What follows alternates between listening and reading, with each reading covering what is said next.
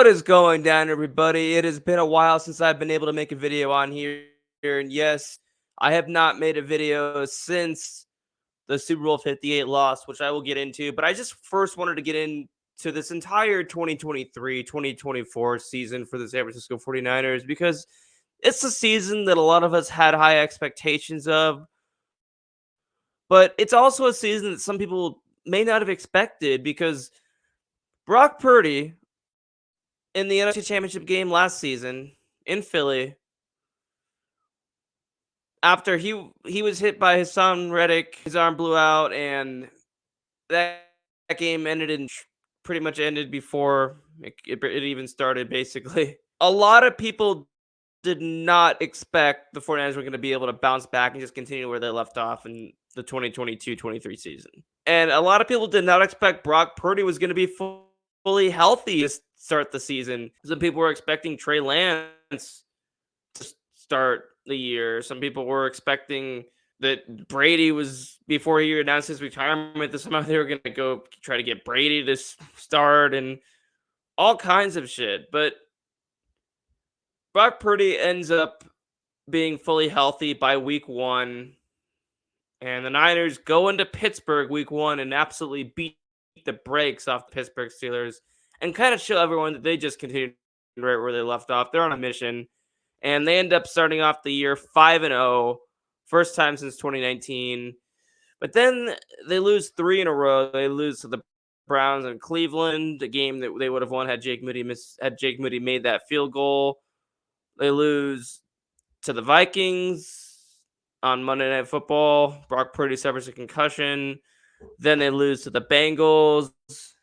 And then they go on a much-needed bye week, and then they just continue again where they left off, beating the Jaguars in dominant fashion in Jacksonville. And then they end up winning 6 in a row. And then they get blown out on Christmas to Lamar Jackson and the Baltimore Ravens. But then they clinched the NFC West a couple weeks later. And they end up losing a meaningless Week 18 game after they had already clinched the NFC West.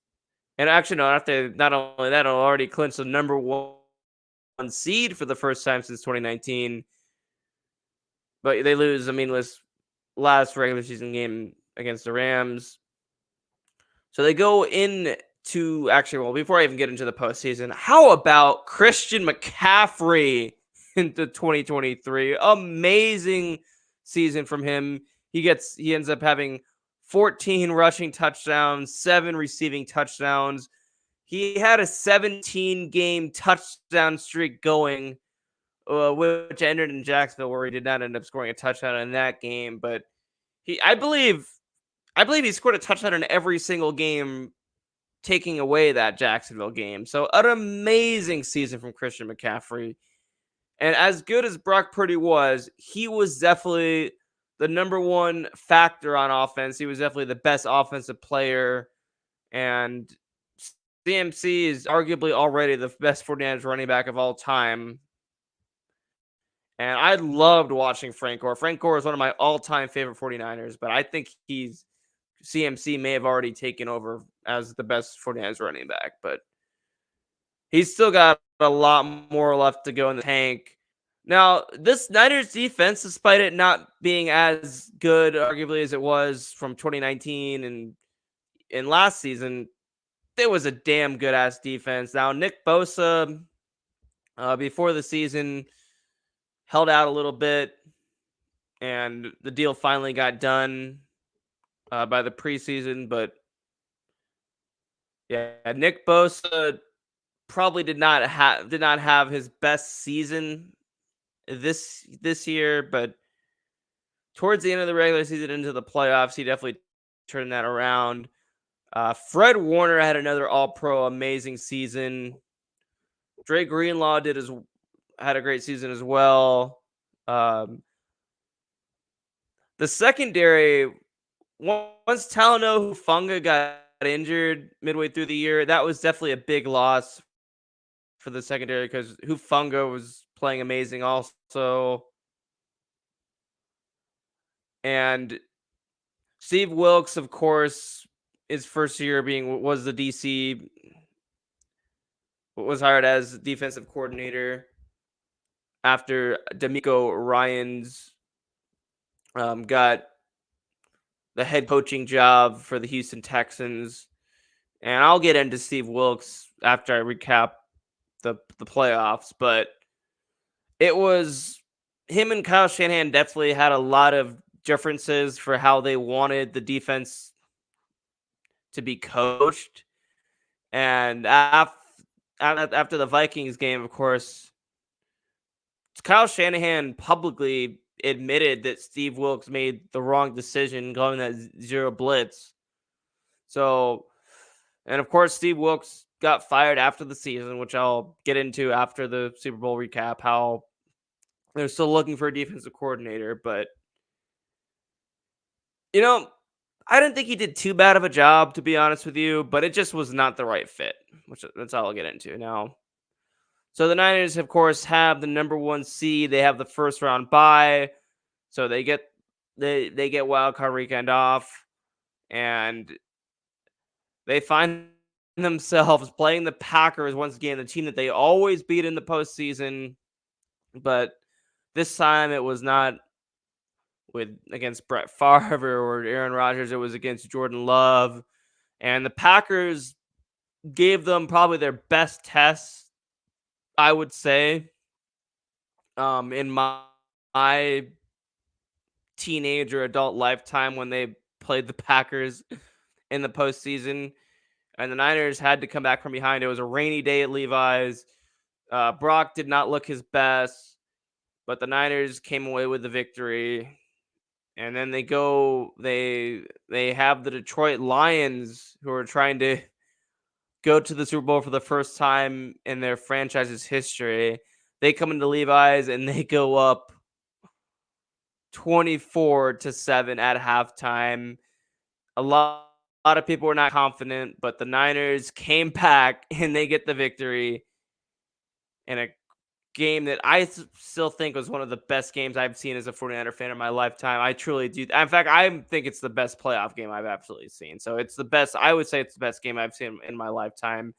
And they're actually the last team to going into that game. They were the last team to overcome a 17-point deficit in the NFC Championship game. They were the first. It was the first time a team has done it at halftime, if I'm not mistaken. But the Niners in the 2012-13 season were in the NFC Championship game in Atlanta. They were down 17 to nothing midway through the second quarter. They came back and they got the win. History repeated itself as they overcame a 17-point deficit at halftime this time and got the win. And then in the first ever Super Bowl in Vegas, they find themselves playing the Kansas City Chiefs once again, just like 4 years earlier. Things were looking good to start it off. The Niners defense absolutely dominated Patrick Mahomes in that first half. I truly thought that they were going to finally do it because the defense was absolutely dominating Mahomes. But there were a lot of mistakes that were made. Unfortunately, Christian McCaffrey, and I don't have a full on stat of this. I'm just going by what I truly believe is the case. I'm pretty sure that that was the first time that Christian McCaffrey has fumbled in the entire season. And unfortunately, on the first drive, now I said before the game that I thought the Niners, if they won the coin toss, instead of deferring, they should have received, and which I only think they should have to start the game. I'm going to get into the overtime controversy with that same thing later on, but I thought they should have received if they won the coin toss, but the Chiefs won the coin toss and they deferred, and because I thought it was absolutely crucial to score first and put points on the board first when you're facing Patrick Mahomes, Isaiah Pacheco, Travis Kelce, and the Kansas City Chiefs offense. And they put together a very constructive drive, but Christian McCaffrey unfortunately fumbles. Now, that did not lead to any points for the Kansas City Chiefs, but it definitely would have made the difference because they likely would have won the game had they put together a scoring drive in that first drive. Jake Moody set a record hitting a 55-yard field goal. The only touchdown the Niners were able to get, though, in that first half was the trick play that Kyle Shanahan did when Jawan Jennings threw the touchdown to Christian McCaffrey. That was fucking sick. That was awesome. And Jawan Jennings, of course, is a former high school quarterback. And had the Niners won, man, he most likely would have gotten the Super Bowl MVP. And if anyone would have placed a bet on that, they would have won at least 10 grand or something, because the odds for that must have been incredibly low. And because of course Jawan Jennings also had a touchdown pass as well. And there was a lot of things that just did not go the Niners' way. The muff punt with Ray McLeod.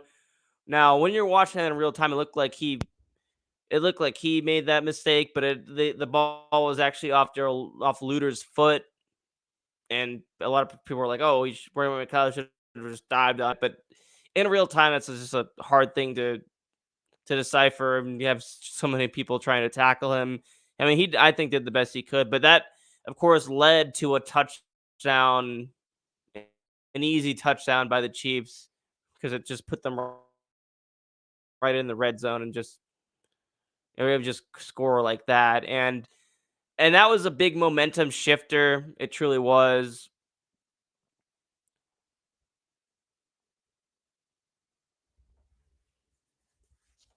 And some people think that Kyle Shanahan wasn't as aggressive as he was, but I'll tell you what, when they were down by 3 and he went for it on 4th and 3 and they got into the end zone, that was I was almost shocked that Kyle went for it there.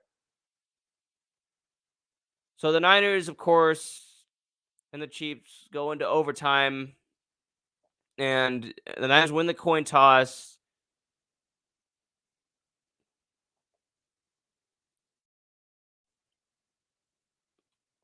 So the game goes into overtime,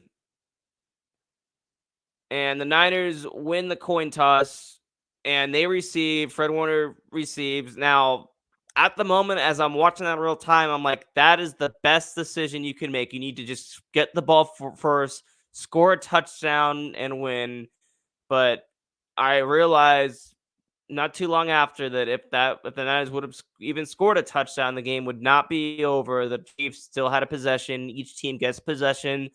The overtime rules are different. In the regular season, the first team to score a touchdown will win. And if the first team scores a field goal, then the other team will get another possession. Now, years and years ago, the overtime rule was just if whatever team scores first wins. But now, I personally don't like the idea of it being different in the playoffs and in the regular season. I think that it should be. Now, I would be okay with the playoff rules being like the same as the regular season rules. Actually, but I don't agree with it being different. Like, I would have no problem either way. And I personally think the only difference, of course, for any overtime rules for the postseason, the regular season, should be the games can't end in a tie. But the Niners were not able to score a touchdown on that first overtime possession. They had to settle for a Jake Moody field goal.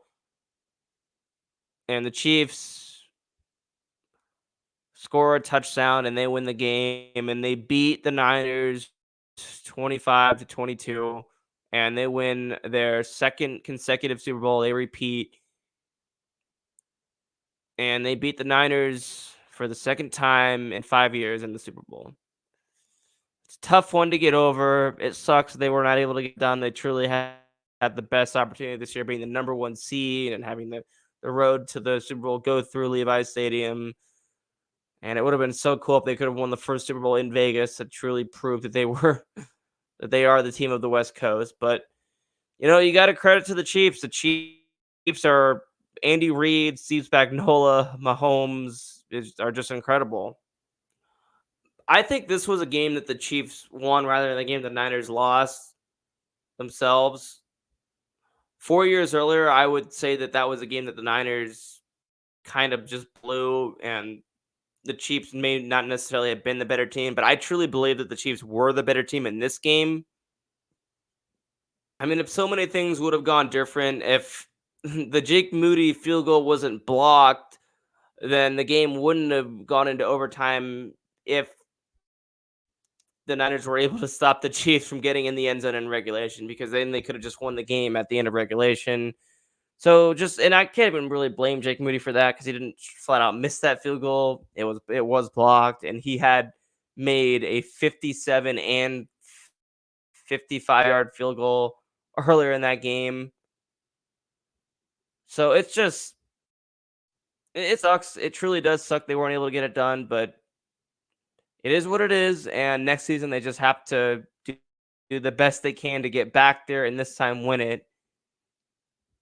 And the last time that they lost Super Bowl, they did not make the playoffs. But the COVID year, the injuries, that was just an unlucky. The 2020 season was just unlucky. So I do not expect the 2024 season to be a repeat of the 2020 season, the last time they lost Super Bowl. I think that they have a much better chance of actually getting back there this time because they got a hell of a better quarterback.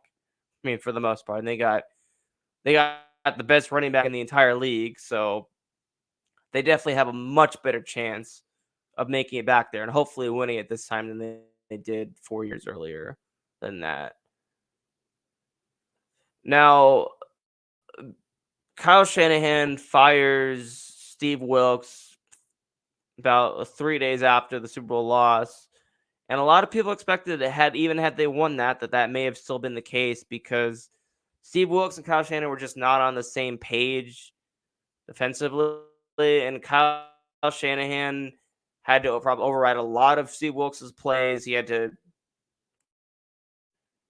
not like the game he called specifically in that Vikings game on defense. And they just had a lot of disagreements. And this is Kyle Shanahan's team, so he wants a defensive coordinator that he can trust, and he doesn't really have to even worry because he's the head coach and he's also the offensive coordinator. So he wants to be able to trust someone to completely just hand the keys to them defensively. Now, the talk on who will be the next Niners defensive coordinator, a lot of people are speculating that it could possibly be Bill Belichick, and I would absolutely love that. He's arguably the best coach of all time, and he's 71 years old and has been a coach in the league, not a head coach in the league, but has been a coach in the league since 1975. And of course, he was the Patriots head coach for 24 years. But I personally do not expect Bill Belichick to actually be our defensive coordinator as much as I would love that to happen. I think that's kind of a pipe dream. And there's likely not a head coaching vacancy available at this point. So that means that since he is 71 years old, that maybe he would just be down to be just a defensive coordinator to one of the best coaches in the league rather than try to be a head coach again. But I think it's more likely that he could retire this year. He could try to get into the broadcasting booth or something. I mean, I hope that I'm wrong. I hope he becomes our defensive coordinator, but it's hard for me to actually see that happening. There's been talk of Brandon Staley, the Chargers head coach of last year, who was the Rams defensive coordinator when they won their Super Bowl. I mean, I don't know about that. As bad as of a head coach as he was last year with the Chargers, he could still be a good defensive coordinator, but the Chargers defense was not that good last year.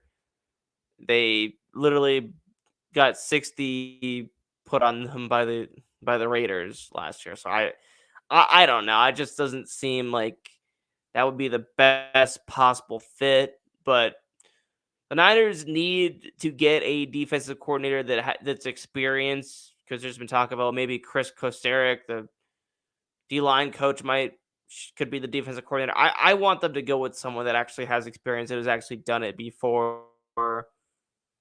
So that's what I hope happens. And hopefully it's Bill Belichick, but doesn't seem like the most realistic thing that will happen. But anyway, Danny Golding TV, it's good to be back on here again. You'll be seeing some more content from me throughout this off season, and then on to some Warriors content, some SF Giants content. That's all coming up right here on Danny Golding TV. Peace.